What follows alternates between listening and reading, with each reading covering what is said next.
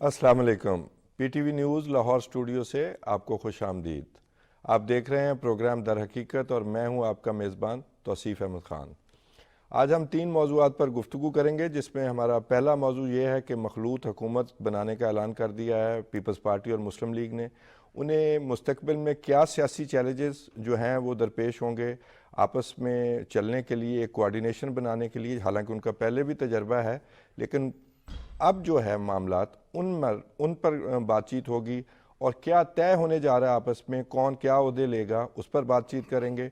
दूसरा ये है कि मखलूत हुकूमत से ही जो आगे बात चलेगी, गुज़श्ता से पेवस्ता होगी, वो दूसरा जो सेगमेंट है वो कि माशी चैलेंजेस जो हैं, जो इस मुस्तकबिल की हुकूमत ने फेस करने हैं और उनके ज़रिए अवाम तक भी आने हैं, और किस तरह चीज़ें वो दुरुस्त करेंगे या कर सकते हैं, उसके क्या इम्कानात हैं और क्या ख़तरात हैं, उस पर बातचीत होगी। फिर तीसरा हमारा मौजू है, दोहा कॉन्फ्रेंस हुई है अफ़गानिस्तान के मामलात पर और अफ़गान हुकूमत के मामलात पर, और उसमें पाकिस्तान में ने किसी हद तक एक अपनी खारजा पॉलिसी में कामयाबी हासिल की है। बेशक बाइकआउट किया अफ़गान हुकूमत ने, लेकिन बहुत सारे ममालिक को पाकिस्तान और बाकी दूसरे ममालिक भी कुछ चीज़ों पर कायल करने में कामयाब हुआ है, ख़ास तौर पर दहशत गर्दी के हवाले से और ख़वातीन के हकूक़ के मामले पर। उन पर बातचीत करेंगे। इन तीनों मौज़ूआत पर गुफ्तगू करने के लिए हमने आज तकलीफ़ दी है अली वारसी साहब को, डिजिटल एडिटर हैं नया दौर के, और हमारे साथ जूम पर जो हमें ज्वाइन कर रही हैं नादिया नक्की साहिबा। आप उन्हें देखते हैं डॉन न्यूज़ के प्रोग्राम दी फोकस की वो एंकर पर्सन है। Welcome to the show. मखलूत हुकूमत के क़याम का ऐलान हो गया, तो क्या देखती हैं? इस वक्त वजीर आजम और सदर पाकिस्तान के हवाले से तो इनमें तय पा गया है, लेकिन चेयरमैन सेनेट हो, स्पीकर कौमी असेंबली हो, इसके साथ साथ गवर्नर बलूचिस्तान हो, गवर्नर खैबर पख्तूनख्वा हो, गवर्नर लाहौर हो, गवर्नर सिंध हो, गवर्नर पंजाब हो, ये जो आईनी ओहदे हैं, अब इसके हवाले से सारे तमाम मामला जो हैं वो ऑलमोस्ट, जो हमारी इंफॉर्मेशन है वो तय पा चुके हैं। नामों पे अलबत्ता जाहिर है कि अभी गौर किया जा रहा है, लेकिन पंजाब की गवर्नरशिप पाकिस्तान पीपल्स पार्टी के पास होगी, सिंध की मुत्तहिदा कौमी मूवमेंट के पास होगी, जो कि कहते हैं कि PMLN के पास होगी, लेकिन क्योंकि पाकिस्तान मुस्लिम लीग नून मुत्तहिदा कौमी मूवमेंट की पार्टनरशिप में चल रही है और उससे पाकिस्तान पीपल्स पार्टी का कोई ताल्लुक नहीं है, यानी वो आपस में दो एलाय हैं, तो MKM की भी क्योंकि ये डिमांड रही है तो यकीनन उन्हीं का गवर्नर यहाँ पर होगा जो मीटिंग चलाएगा। मेरे नजदीक तो बिल्कुल यही दुरुस्त है, ये पीपल्स पार्टी ये पोजीशन लेगी। और जहाँ तक मौलाना साहब का ताल्लुक है, आपको याद होगा कि गुज़िश्ता रोज एक वक्त की मुलाकात भी हुई, इसाकदार साहब जिसको हेड कर रहे थे, यानी पाकिस्तान मुस्लिम लीग नून की जानिब से जो एक पूरी कमेटी है, और इख्तिलाफ तो यही है कि मौलाना साहब को, जो आपने भी देखा होगा कि बड़ी देर तक की बात है, उसको कहा गया कि सियासत सबाक से हटकर बात की गई है, लेकिन फिलहाल मुझे मौलाना साहब कहीं इस पूरे सिस्टम में कहीं फिट होते नजर नहीं आ रहे। वो चाहते जरूर है कि बलूचिस्तान में कम अज कम उनको वो जगह दी जाए, एंड मुमकिन है कि पाकिस्तान मुस्लिम लीग नून शायद ये करने में राजी हो जाए, लेकिन फिलहाल मैं नहीं समझती कि मौलाना साहब इस पूरे पजल में कहीं आ रहे। बलूचिस्तान हुकूमत के हवाले से कोई कल डेलीगेशन भी मिला है जमीयत उलमा इस्लाम का, तो वो कुछ शायद देर हो गई है, तो ये किस तरह की फिर फॉर्मेशन बनने जा रही है? वो अपोजिशन में बैठने जाएगी? बलूचिस्तान में ये ट्रेडिशन होता तो नहीं है वैसे। जमीयत उलमा इस्लाम के बारे में आपने कहा, वो जो देर हो गई है वाली बात है, वो उनको खुद इसहाक डार साहब ने कही है।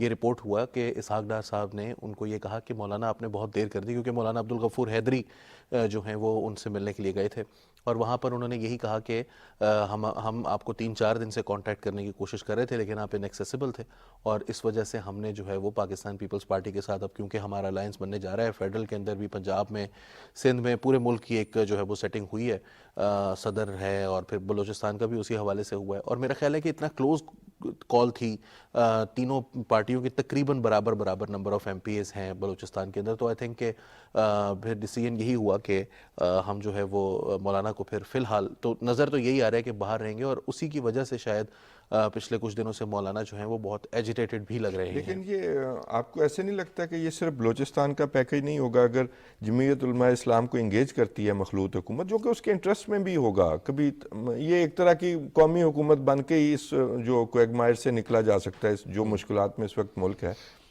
तो उस पैकेज में फिर गवर्नर KPK भी शामिल होगा?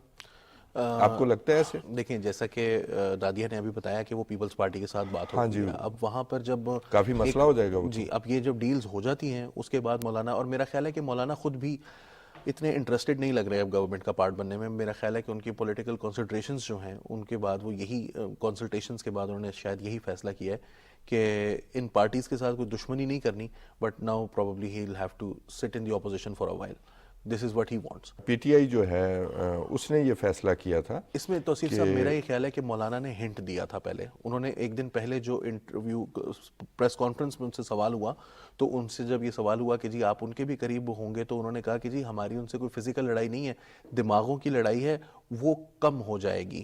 تو جب انہوں نے یہ بات کی تو پھر دوسری طرف سے ان کو یہ اوپننگ نظر آئی, تو پھر وہ مولانا سے ملنے گئے ہیں. میرا خیال ہے کہ مولانا کے دماغ میں اپنے جو ڈائریکٹ اوپوننٹ ہیں خیبر پختونخوا میں جس کانسٹیچوئنسی سے وہ لڑتے ہیں اور ہارے ہیں, شاید ان کو باہر کروانا بھی ایک مقصد ہو سکتا ہے مولانا کا کہ وہ ریس سے باہر ہو جائے. But it's too late. I think کہ بالکل ان کے ساتھ جو کچھ بھی ہوگا وہ اور موڈ میں ہے پی ٹی آئی.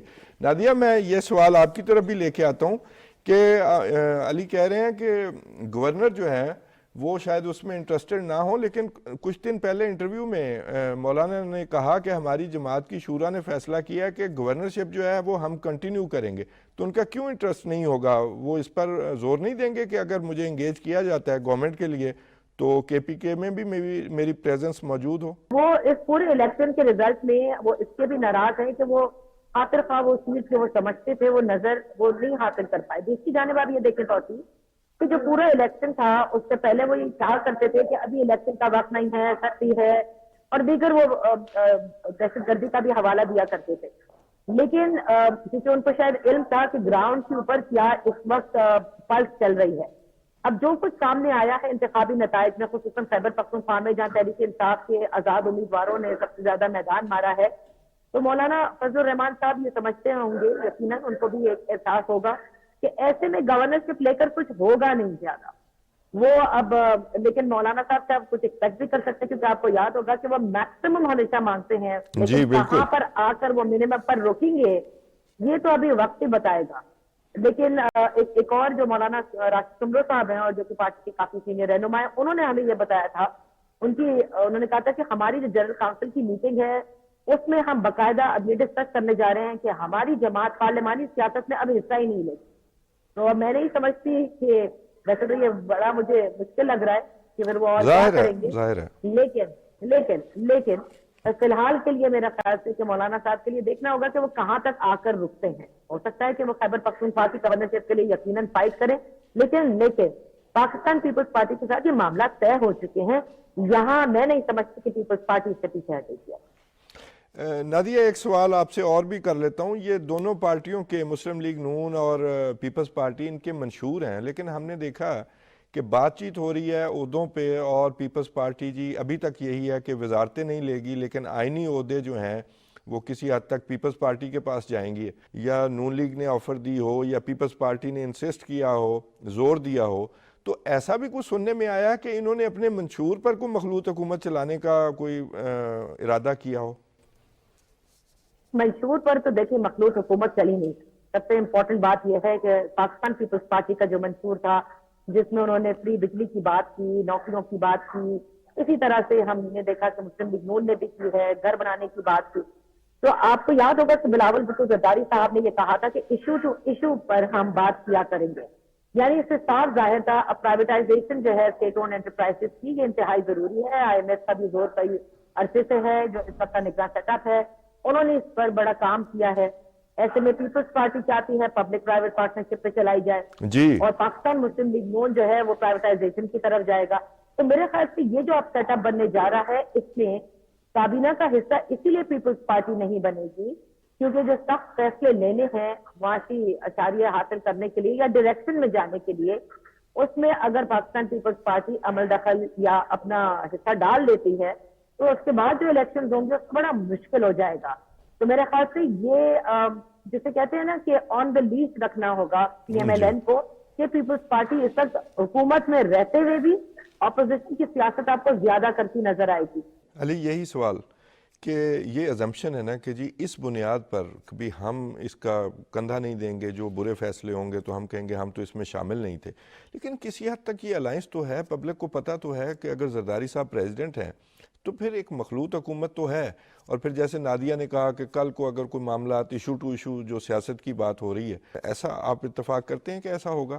ان کے پاس یہ گنجائش موجود ہے ان پارٹیز کے پاس جب ملک کو سنبھالنا ہو؟ میرا یہ خیال ہے اس میں نادیہ کی بات سے میں اتفاق کرتا ہوں کہ وہ جو پرائیویٹائزیشن کے حوالے سے جو بات ہے, but at the same time I think privatisation government will go ahead with the privatisation. اس کے اوپر کام آپ جانتے ہیں پہلے سے یہ ہو آپ چکا ہے نادیہ بہت کی اس سارا. بات سے آگے بھی اتفاق کرتے ہیں کہ شاید اسی وجہ سے, انہی فیصلوں کی وجہ سے پیپلز پارٹی جو ہے کہ بھی ابھی وزارتیں نہیں لے رہی کہ بھی ان فیصلوں میں وہ شامل نہ ہوں. دیکھیں اصل میں ان کے منشور کی, کیونکہ آپ نے نادیہ سے تو سوال منشور کے حوالے سے کیا تھا, میرا خیال ہے کہ آپ بھی جواب دے سکتے ہیں. جی, it has more to do with politics. وہ یہ چاہتے نہیں ہیں کہ ان مشکل فیصلوں کا بار اٹھانا ان کو پڑے. نادیہ کیا کہتی ہیں, آپ کے بھی اس طرح گین کر سکیں گے؟ نہیں, میں نہیں سمجھتی توسیع. دیکھیں پاکستان پیپلز پارٹی نہ کہے کہ ہم کابینہ کا حصہ نہیں ہے, لیکن آپ حکومت کا حصہ ہے. ٹھیک اسی طرح سے جیسے متحدہ قومی موومنٹ پر یہ کہا جاتا تھا کہ بھائی آپ کیوں حکومت کا ساتھ دے رہے ہیں اور بعد میں اچانک سے آپ نکل جاتے ہیں, تو چاہے اس وقت تو خیر ان کے پاس وزارتیں تھیں, لیکن پاکستان پیپلز پارٹی یہ نہیں کر سکتی کہ ہم نعرے ووٹ سے وزیر اعظم بنیں گے, ہم آئینی عہدوں پر رہیں گے, لیکن ہم حکومت کے مشکل فیصلوں کا بار نہیں ہوتا. اور دیکھیں پنجاب میں جو گیم فیس کرنے والی بات ہے نا, آپ یہ نہ بھولیں کہ مریم نواز صاحبہ جو کہ وہاں کے وزیر اعلیٰ کے لیے اب نامزد امیدوار ہیں, نواز شریف صاحب کی یہ پوری کوشش ہوگی کہ مریم نواز صاحبہ کی وہ ٹریننگ کریں, اور نواز شریف صاحب پنجاب کو چلانا بہت اچھی طرح اور وہ ایک کامیاب وزیر اعلیٰ ثابت ہوں, کہ وہ کامیاب وزیر اعلیٰ ثابت ہو. تو دیکھیے جو مشکل فیصلے پیٹرول کے ہوتے ہیں, پیٹرول کی قیمتیں بڑھانے کے ہو, بجلی کے نرخ بڑھانے کے ہو, گیس کے نرخ بڑھانے کے ہو, سبسڈیز وڈرا کرنے کے ہو, یہ تمام تر فیڈرل معاملہ ضرور ہوتا ہے, رائٹ. وہاں شہباز شریف صاحب بیٹھے ہوئے ہوں گے, لیکن جو دیگر ایڈمنسٹریٹو باتیں ہیں نا, جو کل مریم نواز صاحبہ نے ایک بڑی چیک لسٹ کی تھی کہ وہ کیا کیا کرنا چاہتی ہیں, میرے نزدیک یہ ہے کہ شاید نواز شریف صاحب کی یہ پوری کوشش ہوگی کہ ان کی صاحبزادی ایک بہت اچھی ایڈمنسٹریٹر بنے, لوگوں کے کام ہو, اسپتال کھلے, اسکول ہو, پانی ملے, یہ تمام جو لوگوں کے یہ والے مسائل ہیں ان کو ضرور وہ حل کرنے میں کامیاب ہوں گی. تو اور یقیناً یہ بھی بہت مشکل کام ہے, یہ کوئی آسان کام نہیں ہوگا. پورے پنجاب کا یہاں پہ ذکر کر رہی تھی وہ, اور دوسرے 12.5 کروڑ کا صوبہ ہے جی, کوئی مذاق نہیں ہے. بالکل بالکل. اور پھر دیکھیے پنجاب چلانے کے لیے آپ کو کیا کرنا ہوگا کہ آپ کے NFC ایوارڈ کا جو چیئر ہے PFC میں جائے, وہ بالکل ٹھیک ہو, کہ وہ تمام معاملات it's going to be a daunting task as he said it yesterday, but at the same time یہ پوری کوشش ہوگی کہ وہ کامیاب ہو. اگر وہ کامیاب ہوتی ہیں تو کیا پاکستان پیپلز پارٹی وہ گراؤنڈ جو اسے گین کرنی ہے پنجاب میں وہ کر پائے گی؟ میرے خیال سے یہ بہت مشکل ہوگا. یہ ماڈل جو ہے علی, یہ جو کہ جی پنجاب میں آپ کام کر کے دکھائیں, جیسے نادیہ نے کہا, مریم نواز صاحبہ نے کل جو پریس کانفرنس بھی کی, تو یہ ماڈل پھر زیادہ کامیاب نہیں کہ بھی آپ فیس کریں, کامیاب کر کے دکھائیں اور مسائل سے نکل کر دکھائیں, اور اس کے لیے پھر آپ آگے کے لیے آپ کی جو ہے وہ منزل آسان ہو. مریم کا جو ایجنڈا انہوں نے کل بیان کیا ہے کہ وہ IT سٹیز بنانا چاہتی ہیں, وہ ہر ڈسٹرکٹ کے اندر جو ہے وہ ڈیولپمنٹ کرنا چاہتی ہیں, ہاسپٹلز بنانا چاہتی ہیں, نرسز کو نوکریاں دینا چاہتی ہیں, خواتین کے. تو یہ ماڈل زیادہ کامیاب نہیں؟ آئی تھنک کہ یہ وہی ماڈل ہے جس پر شہباز شریف صاحب پہلے ورک کر چکے ہیں بہت سال. تو Maryam Nawaz will also have to come up with something new, something different. اور جو یہ PIF کی اسکالرشپس ہیں, PEF کا کام ہے, ایکسیلنٹ پروجیکٹس, اس میں کوئی شک نہیں ہے, بٹ لیکن کچھ نیا بھی کرنا ہوگا. ایک بریک کا وقت ہوا چاہتا ہے, اس لیے میں آپ کو کٹ کر رہا ہوں. ناظرین ایک چھوٹا سا بریک, اور اس کے بعد ہم دوبارہ حاضر ہوتے ہیں اور اپنے اگلے موضوع پر دونوں مہمانوں سے گفتگو کریں گے.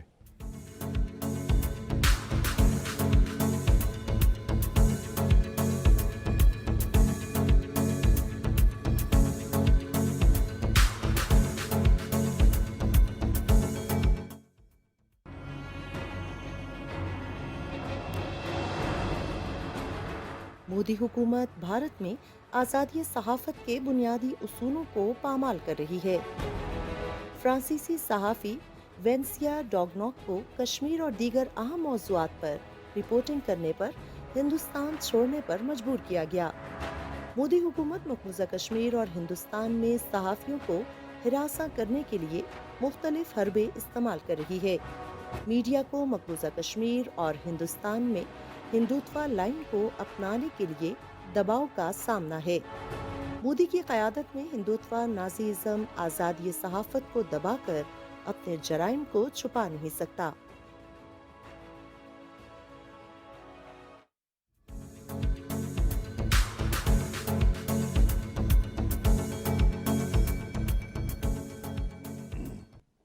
खुश आमदीद नाजरीन। नादिया साहिबा, सवाल फिर आपकी तरफ मैं लेके आ रहा हूँ कि माशी चैलेंजेस जो हैं, आप उसमें क्या समझती हैं? क्या इस हुकूमत का सबसे पहला जो होगा कि वो IMF की तरफ जाए, या अभी IMF का नया प्रोग्राम नहीं लेंगे, या इसके अलावा कोई ऑप्शन ही नहीं है? चलें बुनियादी सवाल पूछ लेते हैं आपसे पहले। जैसे ही आपके वजीर आजम बन जाए, आपकी हुकूमत बैठ जाए, उन्होंने स्ट्रेट अवे जाना है IMF के प्रोग्राम के लिए, बिकॉज अभी आपका एक रिव्यू है, वो भी देखना है कि किस तरह होता है। और सबसे इम्पोर्टेंट बात यह है कि इसके बगैर आप आगे नहीं बढ़ सकते। अगर खुदा ना खास्ता ये करने की कोई कोशिश करे वजीर आजम आके कि हम इधर से पैसे और उधर से पैसे मिल जाएं, ऐसा नहीं होगा। और मैं ये जानती हूँ कि शहबाज शरीफ साहब हो या फिर पाकिस्तान पीपल्स पार्टी हो, they know it very well कि they have to immediately go into an IMF programme. और अब जो प्रोग्राम आएगा यकीनन उसके अंदर बहुत सारे अहदाफ भी होंगे, मुश्किल भी होगा, और ये इंतहाई जरूरी है, क्योंकि अल्टीमेटली जो IMF का बोझ है वो ये सब नहीं उठाते, वो एक्चुअली पाकिस्तान की अवाम उठाते। जी बिल्कुल। और हम सिर्फ हुकूमत को ये कहते सुनते हैं कि ये कड़वी गोली हमें लेनी पड़ेगी, वो नहीं लेते, पाकिस्तान की अवाम लेते हैं।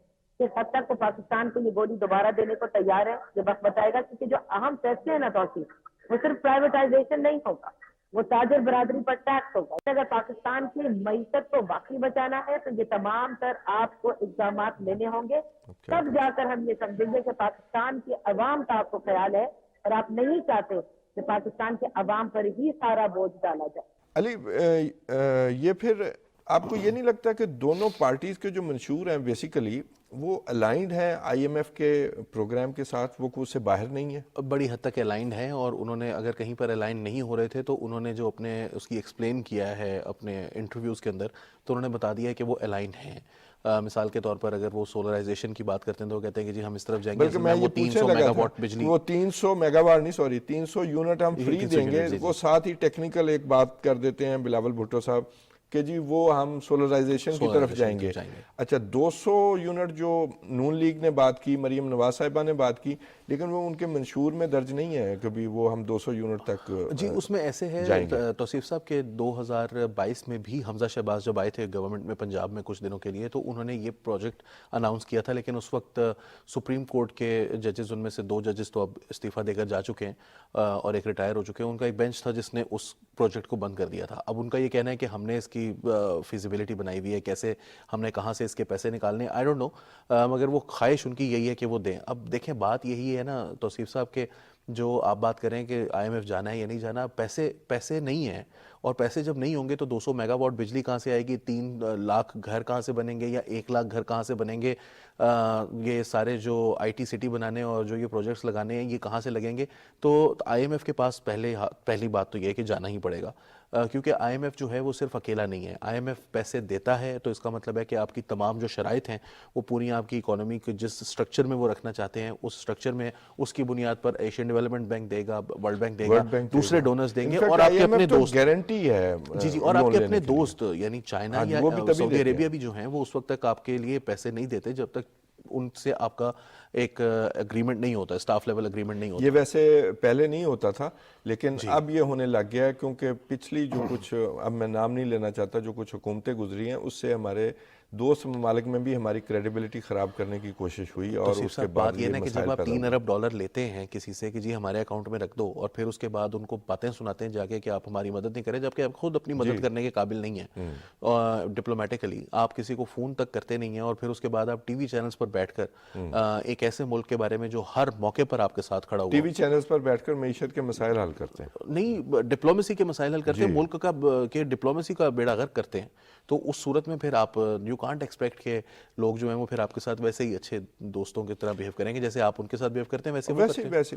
नादिया साहबा, ये बताइए कि मैनिफेस्टो जो है वो मैंने अली साहब से भी पूछा, तो वो अलाइन नहीं है IMF के प्रोग्राम के तहत? यानी नून लीग का ये है एक क्लेम कि हम 2025 तक, यानी दिसंबर 2025 तक महंगाई की शरह जो है वो सिंगल डिजिट में ले आएंगे, तो वो जिस तरह का प्रोग्राम नजर आ रहा है उसी तरह पर वो चलना चाहेंगे या उसके अलावा भी कुछ है? क्योंकि उनके 200 यूनिट वाला बिजली वाला उनके मैनिफेस्टो में मौजूद नहीं है दावा। तो देखिए, मंशूर तो मैं नहीं समझती कि इस वक्त फॉलो हो सकेगा, और जो मंशूर के अंदर बहुत सारे नुकात थे उसमें यकीनन तौसीफ साहब بہت مشکلات تھیں ان کو اچیومنٹ کے لیے. ہم امید کر سکتے ہیں کہ وہ اچیو کریں, اور یہ کیونکہ یہ پاکستان کے عوام کی بہتری کے لیے ہے, لیکن فی الحال جو معاشی اثاریے ہیں وہ اس بات کی اجازت نہیں دیتے. دیکھیں, جب تک آپ کی ایکسپورٹس نہیں بڑھتی, جب تک آپ کی اکانومی کا پہیہ نہیں چلتا, جب تک آپ کے پاس فورن انویسٹمنٹ نہیں آتی, جب تک آپ کا ایکسچینج ریٹ کنٹرول میں نہیں آتا, پاکستان کے روپے کی قدر نہیں بڑھتی, جب تک ہم یہ کیسے کہہ سکتے ہیں کہ مہنگائی جو ہے وہ کم ہو جائے گی. تو ہم صرف یہ مہنگائی ضرور کم ہو سکے گی, وہ بھی ڈیپینڈ کرتا ہے کیونکہ اب آپ کے پورا آئل جو ہے وہ آپ امپورٹ پر ہے. دیکھیے, جب آپ چیزیں امپورٹ کریں گے اور خاص طور سے آپ کی جتنی بھی انڈسٹری ہے اس کا را مٹیریل امپورٹ ہوگا, تو کیسے ہو سکتا ہے کہ جو فنش پروڈکٹ ہے وہ آپ کو سستا مل سکے. تو یہ بہت سارے مسائل ہیں پاکستان کے, جب تک کہ ہماری اکانومی نہیں چلتی, ایکسپینڈ نہیں ہوتی, کہ تب تک میں نہیں سمجھتی کہ پاکستان کے اندر مہنگائی کی شرح کو آپ کم کر سکتے ہیں. اور یہ تمام تر جو آئی پی پیز ہیں, ان کے جو مسائل ہیں, جس قسم کے معاہدے ان کے ساتھ ہوئے ہوئے ہیں, ان کو نہیں دیکھا جاتا. یہ تمام چیزیں میرے خیال سے جن کے تو رہیں گی. تو یہ اتنا آسان نہیں ہے کسی بھی حکومت کے لیے, چاہے وہ جی کسی بھی حکومت کے لیے, چاہے وہ کسی بھی حکومت کے لیے, کیونکہ پاکستان کو جن ریفارمز کی, جس ریسٹرکچرنگ کی اس وقت ضرورت ہے اس کی اکانومی کو, وہ ایک مرتبہ ان 5 سالوں میں اگر کر لی جائے اور اس کے بعد کنٹینیوٹی رہے, اس جو بھی حکومت ہے اس کے بعد بھی وہ سخت جو ریفارمز اور ریسٹرکچرنگ ہوتی ہے, اس کے بعد آپ دیکھتے ہیں کہ پھر جو بھی ملک ہوتا ہے اس کے لیے پھر آگے آنے والے سال آسان در آسان ہوتے چلے جاتے ہیں, اور اس کی جو نیشن ہے اس کے لیے ہوتے چلے جاتے ہیں. لیکن وہ یہی بات ہے کہ بلی کے گلے میں گھنٹی ڈالے کون. ہم تو اس طرح کے بن چکے ہیں کہ وہ جسے کہتے ہیں نا کہ you live up for the day, کہ آج ہمارے پاس اتنے ہیں, چلو اب جتنے ہیں اتنے کھا لیتے ہیں. علی یہ مجھے بتائیے کہ پھر جیسے نادیہ صاحبہ بھی کہہ رہی تھی, پھر ایک شارٹ ٹرم گول اور لانگ ٹرم گول اس میں آپ کو ڈیوائیڈ کرنا پڑے گا, اور پھر آئی ایم ایف جو ہے وہ زور دیتا ہے کہ بھی آپ کرٹیکل سوشل سپینڈنگ کی طرف جائیں, یعنی یہ جو بیسپ کا پروگرام ہے اس میں زیادہ جائیں اور مڈل کلاس کو ٹیکس کریں.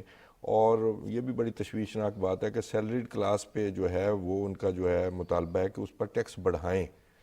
تو یہ آپ کس طرح دیکھتے ہیں؟ یہ 2-3 سوال میں نے آپ کو اکٹھے کر دیے. توصیف صاحب دیکھیں, 2-3 سوالوں کا میں ایک ایک کر کے جواب دیتا ہوں. پہلی بات تو یہ کہ ظاہر ہے کہ ہر گورنمنٹ کو short term, medium term, long term projects اپنا پلاننگ کرنی ہوتی ہے, مگر جو ہمارا پرابلم ہے وہ یہ ہے کہ ہمارے پاس شارٹ ٹرم میں تو کچھ بھی نہیں ہے.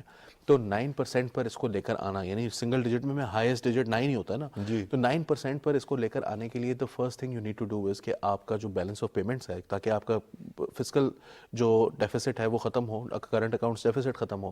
اب آپ نے اس کو لانے کے لیے آپ کو ایکسپورٹس بڑھانے کا فی الحال مجھے کوئی رستہ نظر نہیں آ رہا. وہ تو لانگ ٹرم گول ہے میرا خیال, ٹرن اراؤنڈ آتا بھی 10 سال میں ہے معیشت کا. جی, جب لیکن آپ ایک جس چیز لیول اس پہ طرف چلنا شروع کر سکتے ہیں اگر آپ جو اپنا امپورٹ بل ہے اس کو کم کرنے کی کوشش کریں. اب ہم چھوٹی چھوٹی لگژری آئٹمس پر فوکس ایک کر رہے ہیں. بات اور ایڈ کر دوں, امپورٹ بل آپ تو کہتے ہیں ہم نے بعض چیزیں روکی بھی ہوئی ہیں, لیکن آئی ایم ایف کا یہ بھی مطالبہ ہے کہ آپ اپنے امپورٹس کو نہیں, میں اس کا ایک اور فارمولا دینا چاہتا ہوں جو کہ میرا خیال ہے کہ ان سیاسی جماعتوں کے دماغ میں ایٹ سم لیول ہے ضرور. وہ یہ ہے کہ سولرائزیشن کی انہوں نے بات کیا. ہمارے امپورٹ بل کا سب سے بڑا جو بل ہے اس میں وہ آئل ہے. یہ نادیہ صاحبہ نے بھی یہ بات کی ہے. آئل جو ہے اس کو کم کرنے کے لیے آپ کو پھر اپنی گرین انرجی کے اوپر, اپنے ریسورسز کے اوپر جو ہے وہ زیادہ فوکس کرنا پڑے گا, اور اس سے پھر آپ کا امپورٹ بل آٹومیٹکلی کم ہوگا. ایٹ دا سیم ٹائم آپ کا جو انرجی ہے وہ گرین ہوگی. نمبر 3 انوائرمنٹ فرینڈلی ہے. اور سب سے امپورٹنٹ بات جو ہے وہ یہ ہے کہ آپ کا فلائٹ جو کیپٹل ہے وہ آپ باہر بھیجنے کی بجائے, میں کوئی وہ اسمگلنگ کی بات نہیں کر رہا, جو پاکستان سے ویسے پیسہ ہم باہر بھیج رہے ہیں وہ ختم ہوگا. دوسری چیز آپ نے جو بات کی کہ ہمیں جو لانگ ٹرم میں ہمارے جو گولز ہے, ایک تو یہ چیز آ گئی, اور جو ہماری پرائیویٹائزیشن کی ہم نے سوچا ہوا ہے, جو ہم نے SIFC بنائی ہوئی ہے, جو ہم نے ایگریکلچر کو جو ہے وہ ماڈرنائز کرنا ہے, میرا خیال ہے کہ اس کی طرف تیزی سے کام کرنا آپ کو شروع کرنا پڑے گا. اور یہ جو گورنمنٹ ہے اس میں شہباز شریف صاحب جو ہیں وہ بڑے نہیں اس کے ساتھ پوری طرح سے الائنڈ ہے. ہمارا پھر وقت ختم ہوا چاہتا ہے, ورنہ یہ زیادہ گفتگو, زیادہ ڈسکشن مانگتا ہے یہ موضوع. ناظرین, ایک چھوٹا سا بریک, اور بریک کے بعد جب ہم حاضر ہوں گے تو علی وارسی صاحب کے ساتھ بات کریں گے, اور نادیہ نکی صاحبہ سے ہم اب اجازت چاہتے ہیں. بہت بہت شکریہ کے ساتھ ٹیک اے بریک.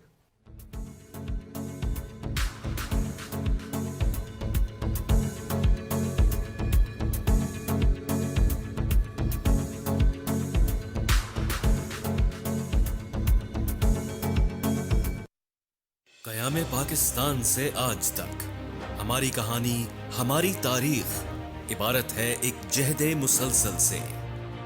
दुश्मन की मुसल्लत की गई जंगें, दहशत गर्दी का नासूर, एटमी कुव्वत बनने पर लगाई गई बंदिशें, कुदरती आफात और सियासी बदअमनी। पाकिस्तान और पाकिस्तानियों ने इन सब मुश्किलात को शिकस्त दी है, तो हम फिर क्यों ना आगे बढ़ें एक होकर। मुख्तलिफ शोबों में सरमायाकारी के मौके, सीपेक जैसे मंसूबों के इम्कानात, हमारे नौजवान, कितनी वजह हैं हमारे पास पुर उम्मीद रहने की। आए मिलकर उम्मीद के दिए जलाएं रोशन मुस्तकबिल के लिए। Believe in yourself, believe in Pakistan.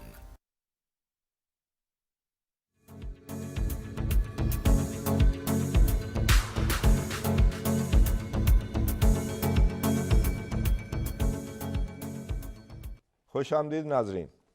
हमारा तीसरा मौजू जो हमारे सिक्योरिटी के लिए बहुत अहम है इस वक्त, हम दहशत गर्दी की एक लहर को फिर से फेस कर रहे हैं।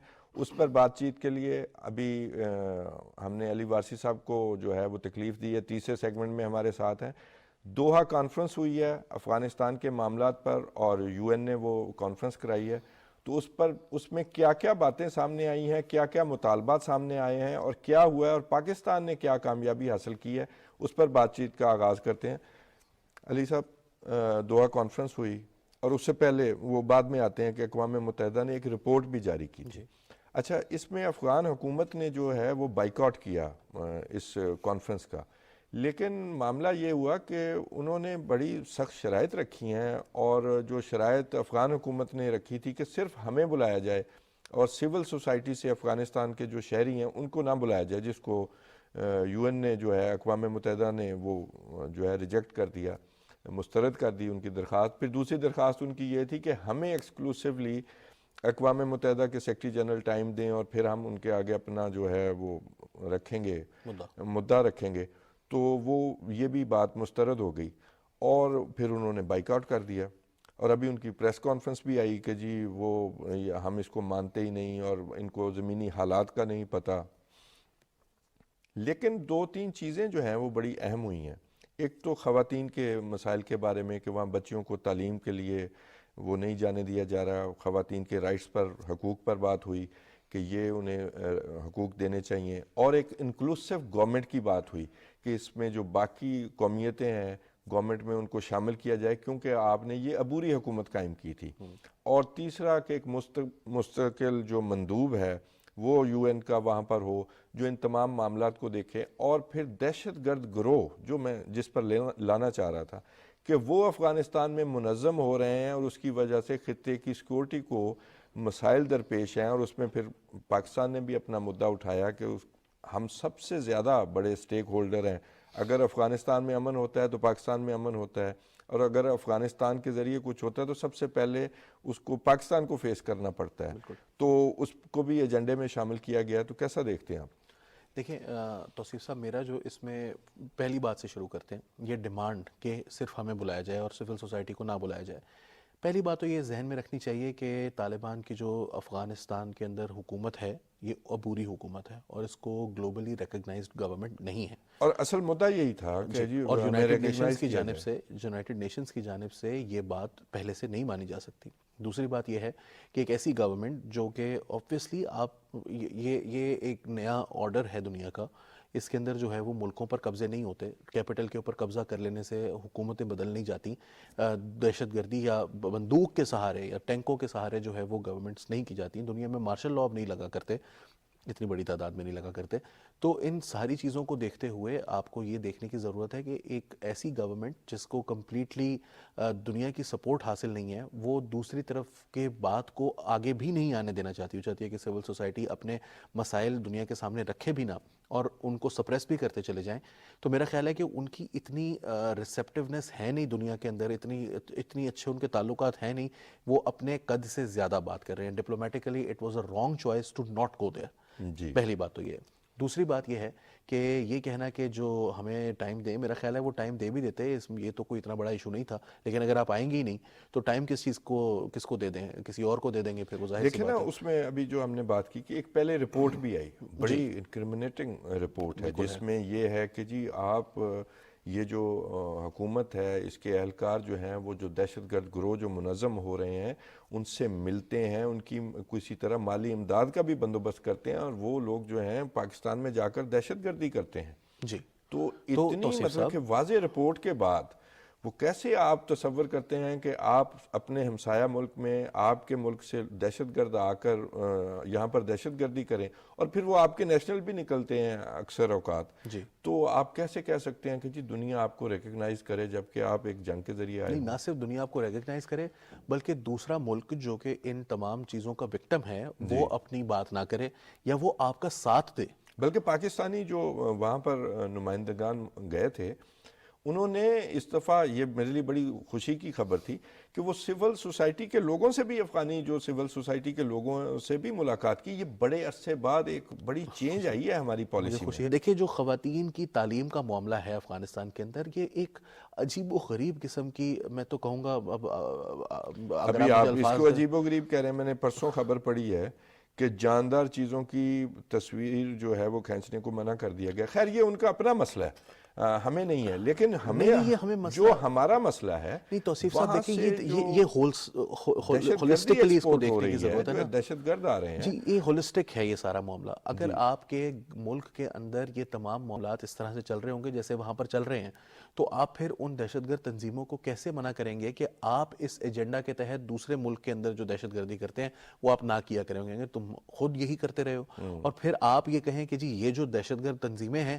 ان کی فنڈنگ نہ کریں، کیسے نہ کریں جب آپ فنڈنگ مانگ رہے ہیں انہی کاموں کے لیے، اور جب آپ کی جو تو یہ جو سارا ایک مائنڈ سیٹ ہوتا ہے، یہ جو ساری ایک نظریہ ہے، وہ پورا ایک ہے کہ یہ اکٹھا ہے، اور اس میں یہ نہیں ہو سکتا کہ ہم اپنے ملک کے اندر یہ اس طرح سے چلائیں گے لیکن ہماری انٹرنیشنل پالیسی جو ہے وہ ریفلیکٹ کرتی ہے جو آپ کی سوچ ہوتی ہے گورنمنٹ کی، جو آپ کے لوگوں کی سوچ ہوتی ہے، اگر ایک ریپرزنٹیٹو گورنمنٹ ہے، بٹ یہاں پر تو گورنمنٹ بھی ریپرزنٹیٹو نہیں ہے۔ So it is a very precarious situation جو خود ان کی گورنمنٹ کی ہے، اور صرف ایک جب آئرن ہینڈ کے ساتھ آپ، تو وہ آئرن ہینڈ رہنا بڑا ضروری ہوتا ہے، تو ان کو ایک خوف بھی ہے کہ جی جو ہمارے خلاف جو سول سوسائٹی ہے جو ہماری مخالفت کر رہی ہے، And they know it. They know it کہ یہ ہمارا لیجیٹیمیٹ کوئی رول ہے نہیں، تو جب آپ کا رول لیجیٹیمیٹ نہیں ہوگا تو آپ ہر طرف سے خوفزدہ رہیں گے، ورنہ پاکستان جیسے ممالک کو یا ہندوستان جیسے ممالک کو کبھی ان چیزوں سے خوف نہیں ہوتا، کیونکہ کم از کم گورنمنٹس اور اسٹیٹس جو ہیں وہ لیجیٹیمیٹ ہیں۔ اگر ان کے اوپر تنقید ہے تو وہ تنقید کا مطلب یہ نہیں ہوگا کہ گورنمنٹ یا اسٹیٹ کولیپس کر سکتی ہے۔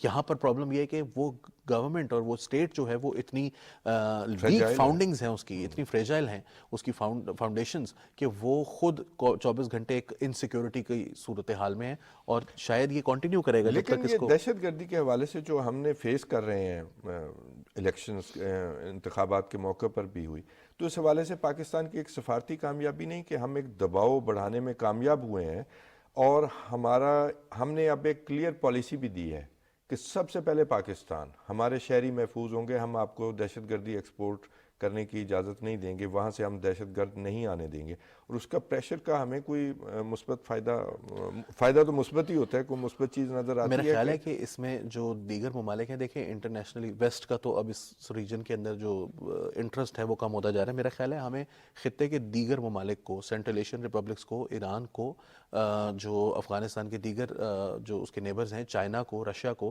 اس چیز کے اندر انوالو کرنا زیادہ سے زیادہ ضروری ہے۔ یہ کانفرنس میں 25 ممالک تقریباً شامل تھے، جس میں یورپین یونین ساری تقریباً شامل تھی، رشیا تھا، چائنا تھا، امریکہ تھا، یہ سارے لوگ تھے۔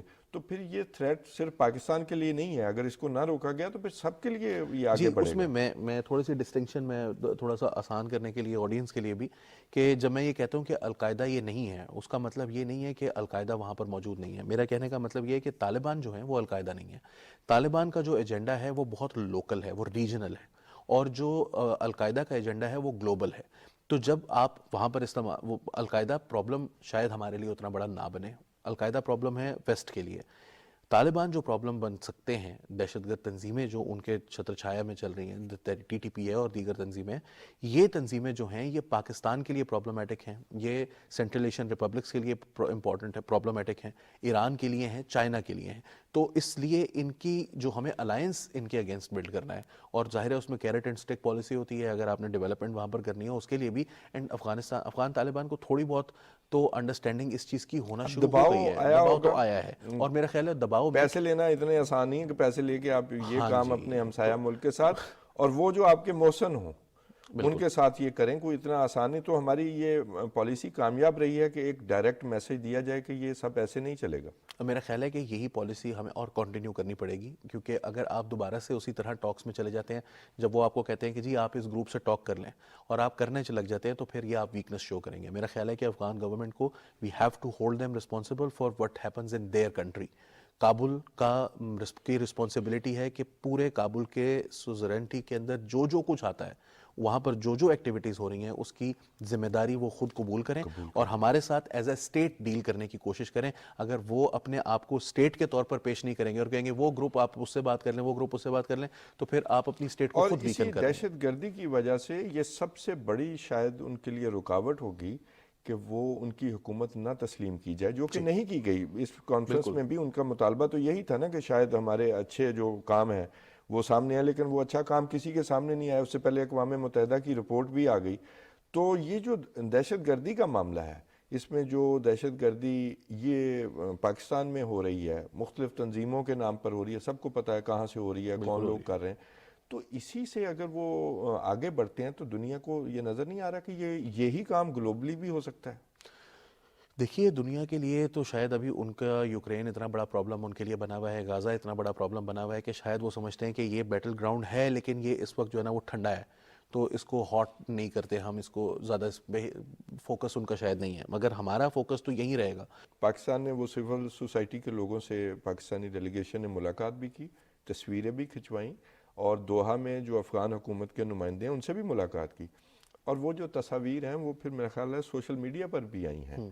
تو اس معاملے پر وہ کافی میرا خیال ہے افغان حکومت نے احتجاج کیا ہے اس کانفرنس پر اور اس کانفرنس کے نتائج پر، اور کسی نے ان کے ریکگنائز کرنے پر وہ زور نہیں دیا کہ یہ شرائط پوری کرنی پڑیں گی. اور یہ مطالبہ کیا گیا ہے کہ اقوام متحدہ کا مستقل مندوب جو ہے وہ افغانستان کو مانیٹر کرے، اور ان 3-4 جو موضوعات ہیں، جو ایشوز ہیں سیکورٹی کا اور یہ خواتین کے مسائل کا اور ایتھنیسٹی کا، ان کو مانیٹر کر کے اقوام متحدہ میں رپورٹ جمع کروائے اور اس کی بنیاد پر آگے فیصلہ ہو. تو صرف صاحب اس کے اندر ایک بڑی مزیدار امپورٹنٹ جو بات ہے نا، وہ جو ڈپلومیسی کی تھوڑے سے فائن پوائنٹس ہیں وہ تھوڑے سے کلیئر کرتے ہیں لوگوں کے لیے، کہ ایک طرف افغان طالبان جو ہیں وہ یہ کہہ رہے ہیں کہ سول سوسائٹی سے بات نہ کریں، اسٹیٹ سے بات کریں. دوسری طرف افغان طالبان یہ کہہ رہے ہیں کہ اسٹیٹ سے بات نہ کریں، تحریک طالبان پاکستان سے بات کریں.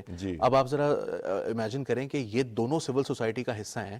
اگر آپ اس کو اسٹرکٹلی جو بکش ٹرم ہے اس کی طرف جائیں گے تو یہ دونوں سول سوسائٹی کا حصہ ہے. اس گروپ سے بات نہ کریں، اس گروپ سے بات کریں، ہم فیسیلیٹیٹ کریں گے. یہ ڈائیکوٹمی جو ہے وہ بتاتی ہے کہ آپ کا رجحان اور آپ کا ٹلٹ کس طرف ہے. آپ چاہتے ہیں کہ یہ گروپ جو ہے وہ اسٹرینگتھن ہو، اس کو ہم پاورفل کریں، امپاور کریں، پاکستان سے بات کرنے جتنی اس کی، یعنی ایک سٹیٹ کے ساتھ ڈیل کرنے کی ہم اس کو فیسیلیٹیٹ کریں گے. دوسری گروپ سے آپ چاہتے ہیں تو پھر آپ کا جو آپ کی اصلیت بھی تو سامنے آتی ہے نا پھر لوگوں کے. لیکن ایک انٹرسٹنگ اور بھی بات ہے، رشیا نے اس بات کی سپورٹ کی کہ جی نہیں، وہ دوسری سول سوسائٹی کو نہیں بلانا چاہیے تھا، انگیج نہیں کرنا چاہیے تھا اقوام متحدہ کو. تو اس کو آپ کیسے دیکھتے ہیں؟ کوئی رشیا کوئی نئی لائن لے رہا ہے؟ دیکھیں رشیا یا غلط لائن لے رہا ہے؟ رشیا اپنے ملک کے حساب سے لائن لے رہا ہے. وہ تمام خطرہ دور پڑتا ہے. تمام ممالک جو ہیں وہ پریگمیٹک سوچ کے ساتھ چلتے ہیں. ان کو لگتا ہوگا کہ شاید اس وقت ہمارے لیے زیادہ ضروری یہ ہے. ہو سکتا ہے وہ یو این کو جو ہے وہ تھوڑا سا اسکٹل کرنا چاہتے ہوں، وہ چاہتے ہوں کہ یہ جو بھی کچھ کر رہے ہیں یہ، اور پھر وہی بات ہے جو پاکستان کے مستقل مندوب نے ابھی کچھ ہی دنوں پہلے یو این کے ایک میٹنگ کے اندر بات کی. انہوں نے بہت منیر اکرم صاحب نے بڑی اچھی لائن ہے وہ، انہوں نے کہا کہ ویٹو پاور والے ممالک جو ہیں وہ دنیا میں کوئی فیصلہ نہیں ہونے دینا چاہتے. بالکل ٹھیک بات. تو یہ اور یہ ہمیشہ نظر آتا ہے. یہ نظر آتا ہے. ہمیشہ تو یہی اصل پرابلم ہے. مگر ٹھیک ہے, مگر میں رشیا کے اوپر تنقید نہیں کر رہا کیونکہ ان کی اپنی ایک سوچ ہو سکتی ہے, مگر جو میں بات کر رہا ہوں یہ کہ ہمیں اپنے پوائنٹ کے اوپر پوری مضبوطی کے ساتھ. اقوام متحدہ کی پچھلی رپورٹ کے مطابق اور اب دوحہ کانفرنس کے بھی مطابق ہمیں جو سیکورٹی کے مسائل اس حکومت کی وجہ سے درپیش ہوئے ہیں اور جو دوسرے معاملات ہمیں فیس کرنے پڑ رہے ہیں, وہ ہماری کامیابی ہے کہ نہیں کہ بھی وہ اقوام متحدہ میں اور 25 ممالک میں وہ ریکگنائز ہوئے ہیں اور وہ ایجنڈا پر آئے ہیں, ان کی رپورٹ میں بھی آئے ہیں اور اب بھی ڈسکس ہوئے ہیں اور اس کو بنیادی شرط بھی رکھا گیا. اس میں ایک اور بہت بڑی چیز توصیف صاحب یہ کامیابی ہے, لیکن اس کامیابی میں جو سب سے بڑا ایلیمنٹ ہے نا وہ یہ ہے کہ ہماری اپنی پالیسی بہت کلیئرٹی پر مبنی ہے. جی, جو ہماری جو میں نے پہلے کہا بڑی خوشی کا باعث ہے کہ اس دفعہ ہم بالکل کلیئر ہیں. بالکل ہم کلیئر تھے. ہمارا پرابلم یہ ہے کہ وہ جو ہمیں سیکیورٹی کے مسائل آ رہے ہیں نا, وہ سیکیورٹی کے مسائل آنے کی بنیادی وجہ یہ ہے کہ ہمارے پاس کلیئرٹی نہیں تھی. 2019 کے بعد افغان طالبان یا طالبان ہی کہیں جی, انہوں نے امریکی فوج یا نیٹو کی فوج پر کوئی حملہ نہیں کیا تھا. توصیف صاحب اور میں آپ کو ایڈ کر دوں, اور افغان فوج پر وہ حملہ کرتے تھے. جی بالکل ایسے ہی. ٹھیک ہے, وہ بھی کوئی ارینجمنٹ ہی ہوگا. اور پھر اس کے بغیر گولی چلائے حکومت مل گئی, تو سمجھ تو سب کو آتی ہے. نہیں, لیکن جو ان کا کاڈر ہے, جو ان کی شاید ٹاپ 3 4 5 10 لوگوں کو اس بات کا علم ہوگا, لیکن وہ 20 سال سے جو کچھ ہو رہا تھا ان کے نزدیک انہوں نے فائٹ کی ہے. اب میں یہ نہیں کہہ رہا کہ ان کی سوچ صحیح ہے یا غلط ہے, وہ غلط ہے میرے نزدیک. اس دفعہ تو بڑے یعنی کہ سخت جو ہے نا وہ لائن آف ایکشن دی گئی ہے کہ آپ نے یہ 3 4 جو کام کرنے ہیں, اور جو مطالبہ ہے کہ حکومت جو اقوام متحدہ کا جو مندوب ہے وہ مانیٹر کرے آپ کو, اور وہ جو رپورٹ کرے اس کے بعد ہم فیصلہ کریں گے کہ آپ کو تسلیم کیا جائے یا نہیں, جو کہ ان کا بہت ہی بنیادی مقصد ہے اس حکومت کا کہ ہمیں دنیا تسلیم کرے, کہیں اور سے بھی پیسے آئیں. یہ بات تو ٹھیک ہے, لیکن یہ ایک بہرحال میسج ضرور ناظرین یہ بڑا کلیئر دنیا کی طرف سے گیا ہے کہ آپ کو دہشت گردی کی فضا میں جو معاون کا آپ کا تاثر ابھر رہا ہے وہ ختم ہونا چاہیے. خواتین کے حقوق, بچیوں کی تعلیم جو وہاں پر پابندی ہے اس پر بات ہونی چاہیے, ان کا آغاز ہونا چاہیے. اور تیسرا یہ کہ ایک انکلوسیو گورنمنٹ تشکیل میں آنی چاہیے جس کا وعدہ کیا گیا تھا, اسی لیے اسے عبوری حکومت بنایا گیا تھا. تو یہ میرا خیال ہے, اور اس میں پاکستان کا ان نکات پر دنیا کو لانا, اس میں پاکستان کا بہت بڑا حصہ ہے کہ ہم نے اپنے مطالبات دنیا کے آگے رکھے اور انہوں نے واقعی سمجھا کہ یہ ایک حقیقت ہے. آج تک کے لیے ناظرین اتنا ہی. اپنے میزبان توصیف احمد خان کو اجازت دیجیے. انشاءاللہ اگلے پروگرام میں آپ سے ملاقات ہوگی.